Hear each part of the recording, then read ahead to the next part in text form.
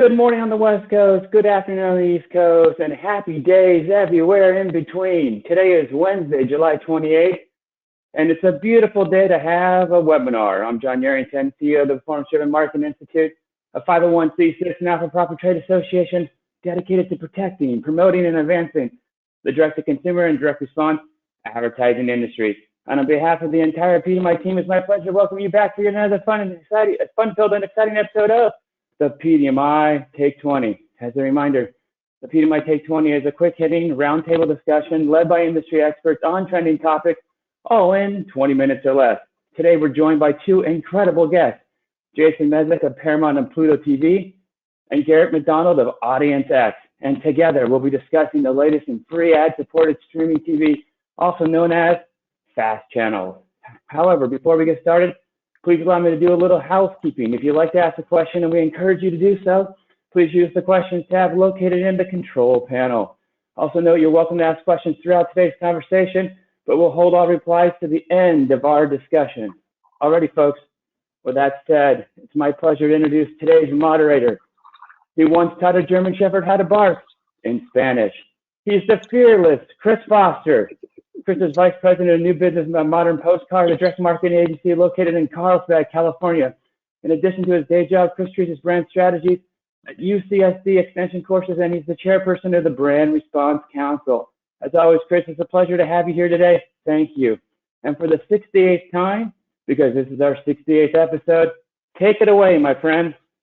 Yes, sir. Thank you so much, Johnny, and welcome in Garrett and Jason. So excited to have you guys here. It is a beautiful day for this topic, and boy, what a topic, fast channels and performance media. So the conversations about linear and or versus connected TV have become more complex and nuances with these recent advances of not only AVOD, SVOD, but these fast channels. These channels take advantage of what we think are really growing consumer habits of cord cutting and the persistent and evergreen customer demand of free content, right? We all want free content. And along with kind of moving towards streaming, this really aligns with natural behaviors of the consumers. So enter Pluto, Zumo, Tubi, Peacock, and others who offer free streaming with advertising models that linear customers expect, but also the streaming customers are going to tolerate. So with connected users surpassing linear in 2022 and over 200 streaming services available, fast channels seem like this beautiful mix that aligns with our natural human tendencies, very likely to succeed in the market as a welcome space for advertising. So guess what, marketers? You've got direct mail, you've got digital, you've got broadcast, you've got linear, you've got radio, you've got Spotify, you've got social, and we have a new channel to plan for, consider, deploy, manage, and implement. It's another marketing channel, but this one's fast. I'm sorry, not sorry. I couldn't resist. Had to throw it in there. Jason, we're going to start with you. Paramount Plus and Pluto. Do you think that these fast channels blends these two natural consumer tendencies of wanting free and knowing what comes with advertising, and that it is alignment that kind of fits neatly with their expectations? Yeah, absolutely. I think it really does. And, Pluto, we launched Pluto in 2014, it's almost 9 years ago. And at the time, there was probably a panel going on about the future of TV and streaming, right? And like Netflix was just starting to have originals like Orange is the New Black and what was the other one with BBC, right? And the thinking at the time was that the future was going to be on demand and paid and totally ad free. And that's when we launched Pluto. It was definitely like a contrarian sort of concept. But obviously that concept was proven out, and we've grown from nothing to 80 monthly active users. So the consumers are willing to stream TV with some ads. They're fine with that. And the other thing that sort of really has changed in the past few years is all of the OEMs, right? So your Samsungs and LG and Vizio, like they basically have created, apps so that if somebody buys a new TV, they can plug it in. As long as they have internet, they have quality content right there, ready to watch with ads. That's awesome. I love it. And what's so interesting about that, and we did have a topic of hardware a couple of months ago, I think back in February, and I think we have to revisit that because now that fast channels are becoming a little bit I should say commonplace, but they're becoming less uncommon, if you can use that phrase. I think hardware is going to become more adaptable to that type of progression. I guess, Garrett, I'll ask you, as with AudienceX, working with clients, are consumer brands responding to this possibility of this additional channel? Are they aware of it? Yeah, I mean, in a big way. After all, it's the big screen. I call it, the wildebeest migration. 42% of eyeballs are cord cutter, shaver, never.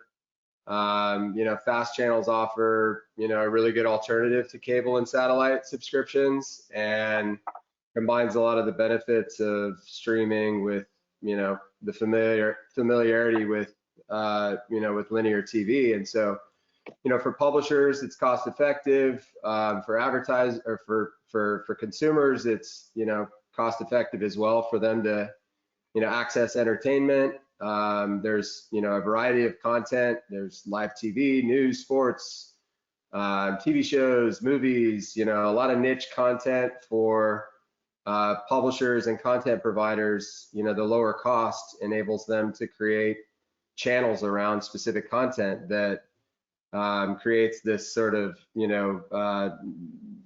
going down a rabbit hole of viewership, and so the engagement, the quality of engagement is really high, and marketers are naturally running at it with excitement and growing investment in this new channel.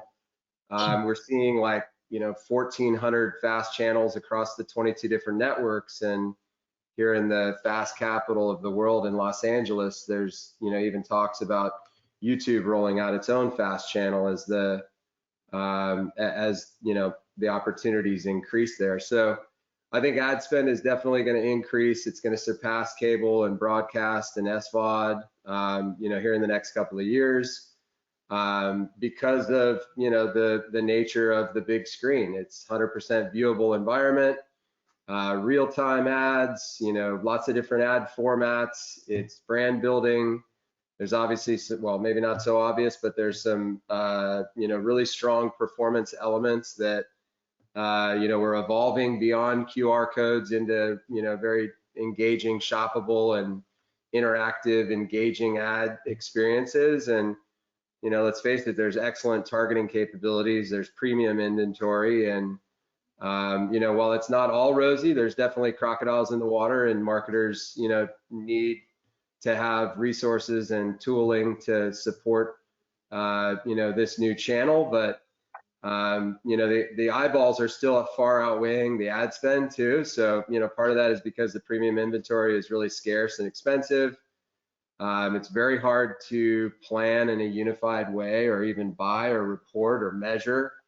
We're going from one currency to multiple currencies. There's a lot of fragmentation and fraud, and the plumbing and the piping and the infrastructure is just very different with fast channels than, streaming in general. The internet was architected off of web pages, and this new video experience with CTV channel schedulers and SSAI ad insertion vendors, and there's a whole new way of getting the ads from the publisher's content management system to the ad platform so that marketers can transact. And with that, there's, a lot of challenges with brand safety and suitability. I mean, you think about, in a traditional environment, exactly where your ads are running. Marketers want show and episode.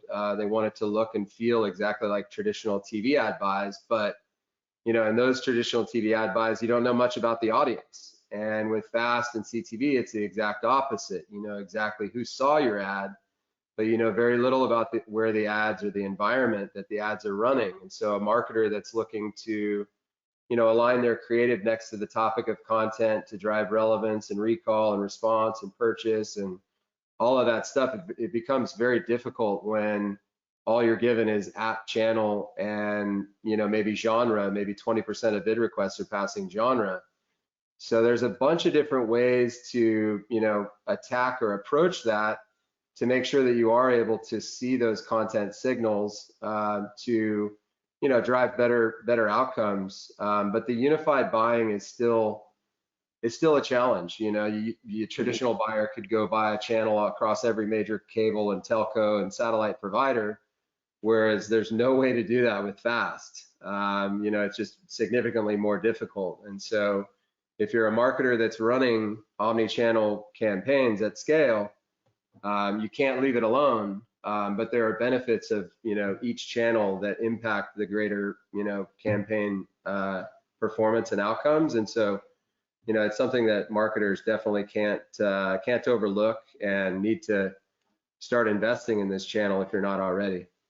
See, what's interesting about what you're speaking on, Garrett, is that in our industry, we've seen lots of change, but what happens then is that change begets change, right? Yeah. And that because, you know, when we started to get the mobile phones way back in the Wayback Machine, suddenly an entire universe of app development came out, right? Yeah. And then using apps became an important and ubiquitous piece of a brand, right? They had to figure out a customer journey that involved mobile. So an entire industry and skill set wrapped around that. And now what I think you're saying with FAST is, like, I love that you said the plumbing and the infrastructure isn't quite there yet. It's like having a bunch of electric cars, but not the electric grid set up to support it, right? So FAST is fantastic and it's moving, but in terms of attribution, in terms of measuring performance, the granularity and the real punch that marketers need to prove out whether these things are working or not is still not quite there. But that will spawn, I'm sure, an entire industry movement and group to start supporting this. I guess, you know, Jason, I'll ask you from the Paramount side. How do you kind of see the industry supporting this so that you can support not only yourself and internally, but also supporting your customers? Yeah, a few different ways. And one of the things that Garrett mentioned was sort of the content and the signal and what we do pass back. You know, at Paramount, we've sort of taken a different approach, really. When we not recently, 2 years ago, we unified all of our distribution endpoints onto one ad server. And so we actually are not separating our deals by Pluto, Paramount Plus, or the, you know, TV Everywhere apps anymore. So currently, the way that we manage our inventory is in content bundles. So that is, you know, again, like content, either it's sports, news, entertainment. You can do primetime shows only, stuff like that. And we're basically agnostic as to what platform it runs on. And we also, you know, are very transparent down to the show level in our post-campaign reporting. So post-campaign, we do report down to the impression by program title. And again, what we don't report back on is 100% what app it ran on. We do usually report back on what percent ran on Pluto, what percentage of your inventory ran on Paramount content within Pluto. Because, you know, Pluto is about 50% Paramount content, and that's where the engagement is. But there are, you know, other movie studios that we've acquired shows from that are included in that, and we do report back that level of detail as well. So I'd like to stick with you, Jason, quickly, if you don't mind. Within the walls of Paramount, right, you've got now this new channel, performance media.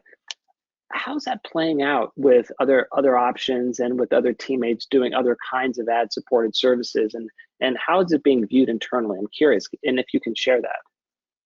Yeah, I mean, I think Paramount, you know, in our previous incarnations, Viacom, and the entire company has always been really supportive of performance, you know, agencies and brands, and that segment of the advertising market is really important to us.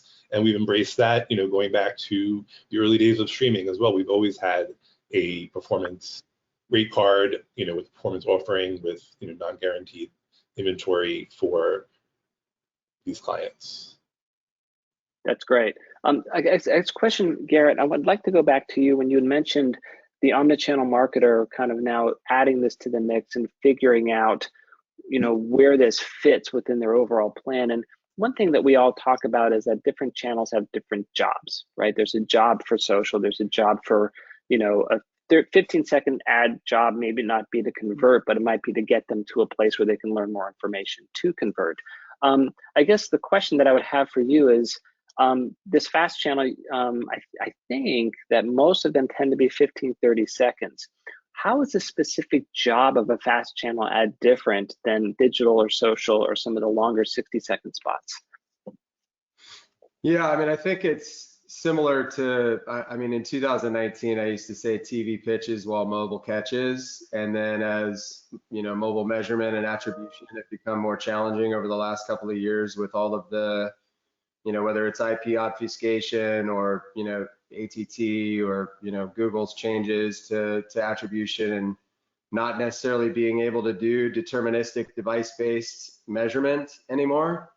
The awareness is still being captured on CTV. It's a big brand building play, biggest screen in the household, lots of real estate to really create eye-popping, engaging experiences, whether they're, static or interactive engagement. And then, acquisition on mobile would happen, but the engagement would still happen on CTV. And so we're seeing that it's kind of a flip-flop, what was a highly targeted top of funnel environment that was helping push customers towards conversion in a more, I guess, orchestrated or concerted way than omni-channel campaigns and sort of, wanting conversions to happen on each of those channels.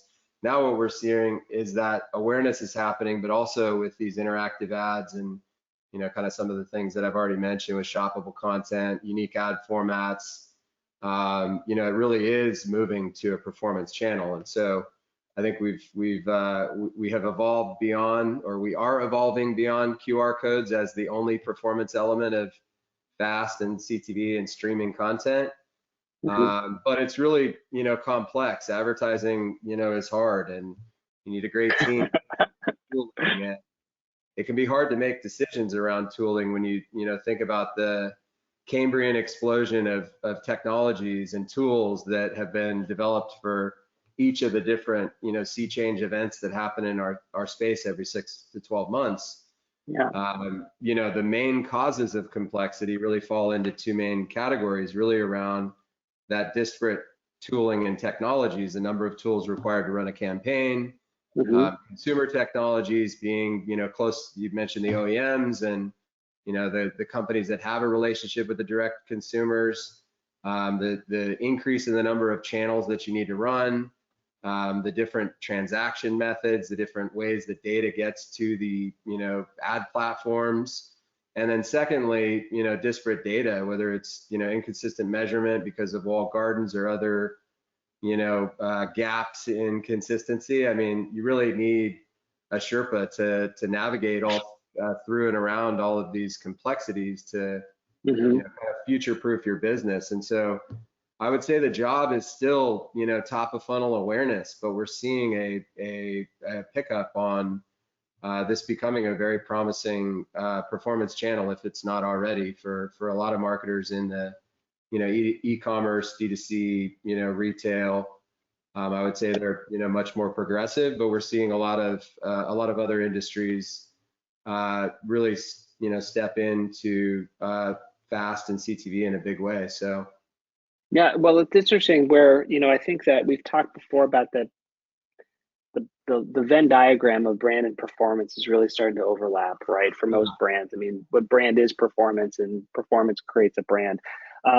You had mentioned kind of unique ad formats. We just got a couple minutes left. Garrett, could you give us an example of what you were talking about where, you have the flexibility of that big screen to do something different or new that you can't maybe do on other channels? Yeah, I mean, there's pause ads, with a lot of the server side ad insertion technology, there's much more and greater control over the ad experience. There's lots of different ad formats with whether it's, like I said, pause ads or pause advertising. I don't know if that'll be picked up. I did read that somewhere, but binge ads where, engagement ads or, like I said, shoppable content. I mean, some of these ad formats are, really creating that performance element, creating ways for brands to capture more engagement data than just than they have been able to in the past. And so, taking advantage of the real estate, personalizing with, great clear call to action, making sure you tell them what you do and tell them where to go. I mean, those are kind of, simple Simon kind of advertising 101, but I think, a lot of advertisers with FAST and CTV are able to, be very clear about what their brand, product, or service does, and unify that CTA as part of that narrative, which I think is driving a lot of a much more personalized experience for a very highly targeted audience by leveraging data and some of these ad formats that I mentioned. That's great. Jason, we'd like to wrap it up with you. We've got time for one final kind of comment on your side. You're responsible for performance. Pluto clearly now is becoming this performance channel. What kind of movement do you see? A couple of years ago, all the talk was about CTV, and there was doubts and wondering if it was going to catch on, and just the leverage and the weight and the momentum has carried it forward. Do you think something similar is going to happen with FAST? I think we're already, I think it's already happening with FAST. I think FAST, okay. It's already happening. It's already there. I mean, there's, as we said before, there's thousands of FAST channels. There's multiple FAST services. More and more publishers are adding their inventory into FAST channels and other. I think Warner Discovery is going to be launching some more things on Amazon. Amazon has its own FAST channels with Freevee, right? So it's everywhere. It's happening. It's already there. We're in that world already. What's interesting is my first experience with the FAST channels, and I didn't even know it was a quote unquote FAST channel, was during the World Cup, where it's because I don't have, I'm cordless, right? And I couldn't watch the World Cup games live unless I went to Peacock, and then Peacock offered it in Spanish, which was cool, but at some point I kind of wanted to not watch it all in Spanish. And then Tubi offered the World Cup free online right after the game ended, but I didn't know it was a FAST, right? But clearly it's what it was. And I had ads, and I was like, that's fine. I'm watching the World Cup for free, and I don't have to, watch it at somebody's house, right? So I thought for me, it was a very easy leap to get there. We are now at 11:23. Tom, John, do we have questions from the audience? Guys, you got the juices flowing. Good job. Got a couple questions here for you. Let's start with an easy one to set the tone, sort of a baseline question. Can you share what the difference is between FAST channels and AVOD, ad-based video on demand?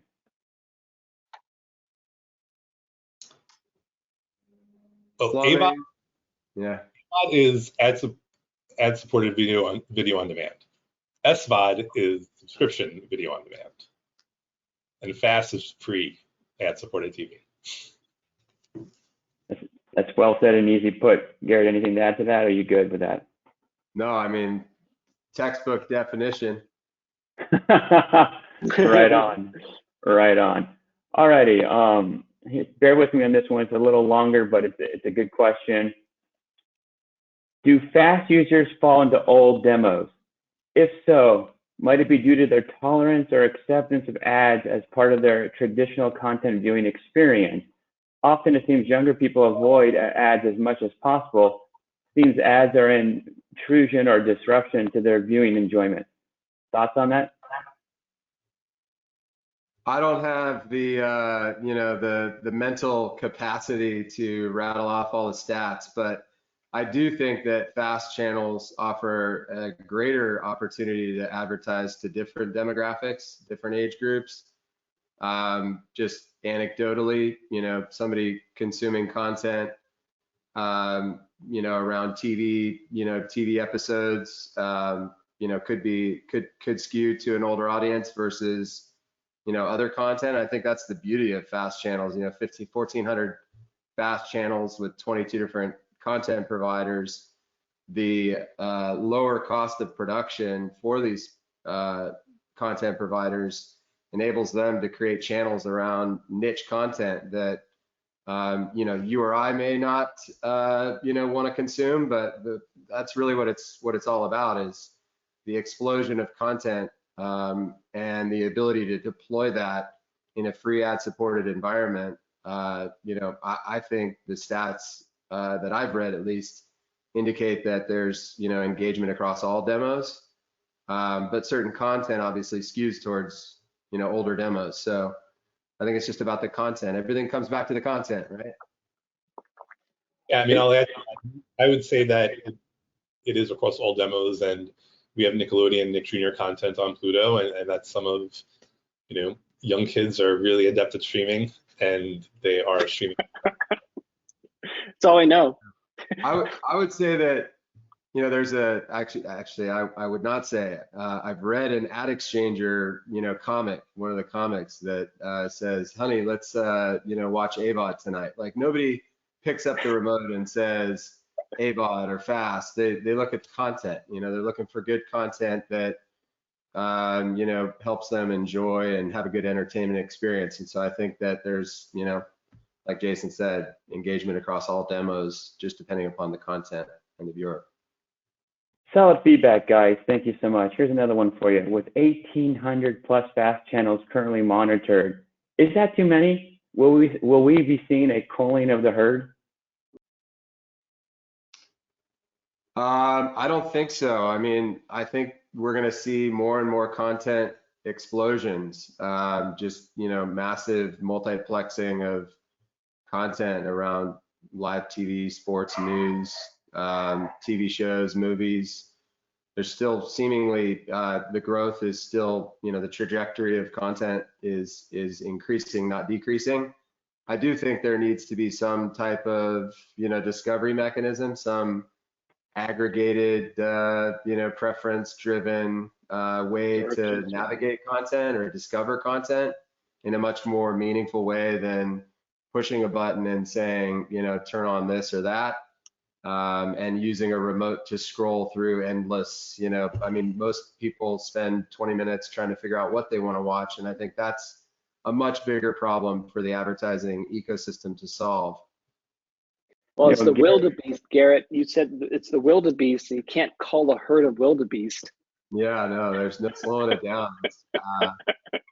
Garrett, Chris and I had that conversation earlier this week about the 20 to 30 minutes that you spend when you don't know what you want to watch, and then you're so exhausted, you say, forget it, I'm watching nothing. So with that said, I've got a question for you guys.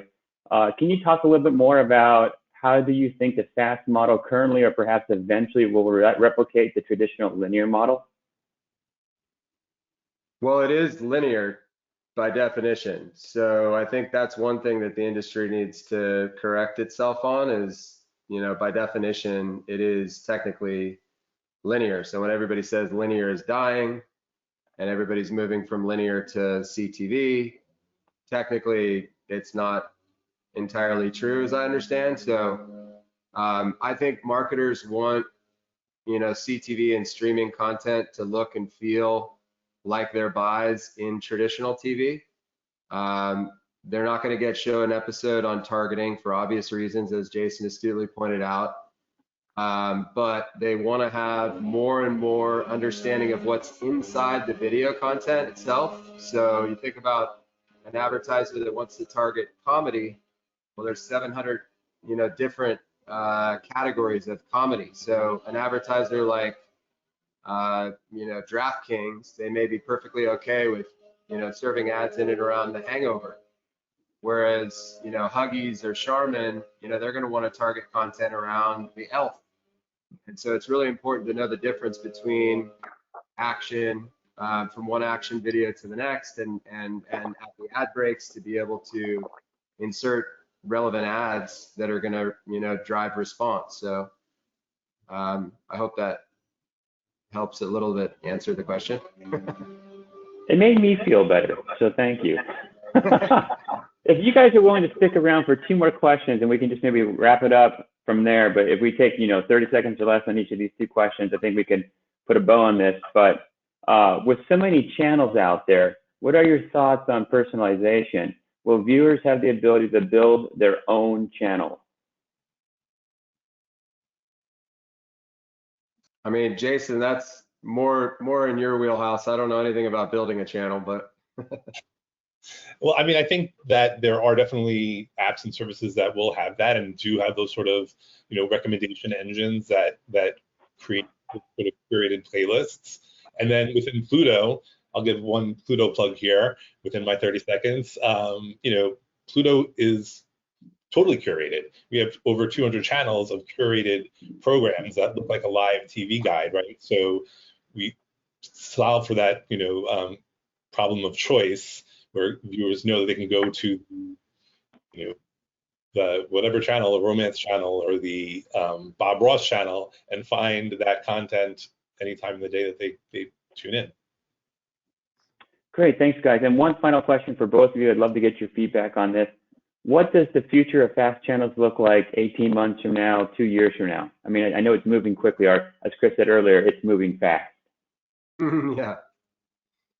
Well, I mean, I don't have a crystal ball. I would think my only prediction is that YouTube is going to launch its own fast channel. I would say right now there's a massive proliferation of niche content, as we've covered well on this session today.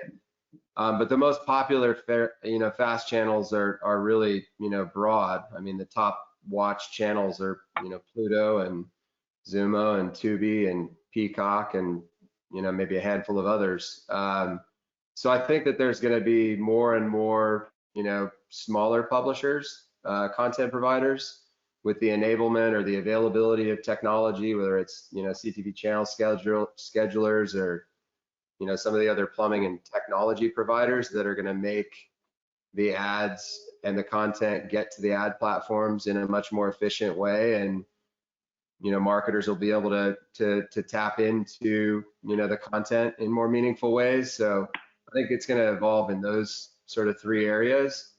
But predictions on, what it's going to look like in 2 years is mind blowing. I have no idea. Maybe 3,000 fast channels. I don't know, double in the next 3 years, something like that. Jason, final thoughts? Yeah, no, I mean, I don't have a crystal ball either, so I'm going to go with whatever Garrett said on that. Well, you heard it here first. All right, I'm going to come back and join you guys and wrap things up here. Phenomenal session, Jason, Garrett, Chris. Great conversation today. Thank you guys. Really appreciate your time and effort here. Well, folks, I hope you enjoyed today's conversation as much as I did. Before we close out, I'd like to take a moment to invite each and every one of you to join us for our next episode of the PDMI Take 20, which will be hosted on Wednesday, July 12th at 11 a.m. Pacific, 2 p.m. Eastern. I'd also like to remind you that the PDMI's Fall Conference, PDMI West, is scheduled for October 9 through 11 in San Diego at the Intercontinental Hotel. For those planning to stay on site at the Intercontinental, hotel rooms are available for registered badge holders at a discounted rate.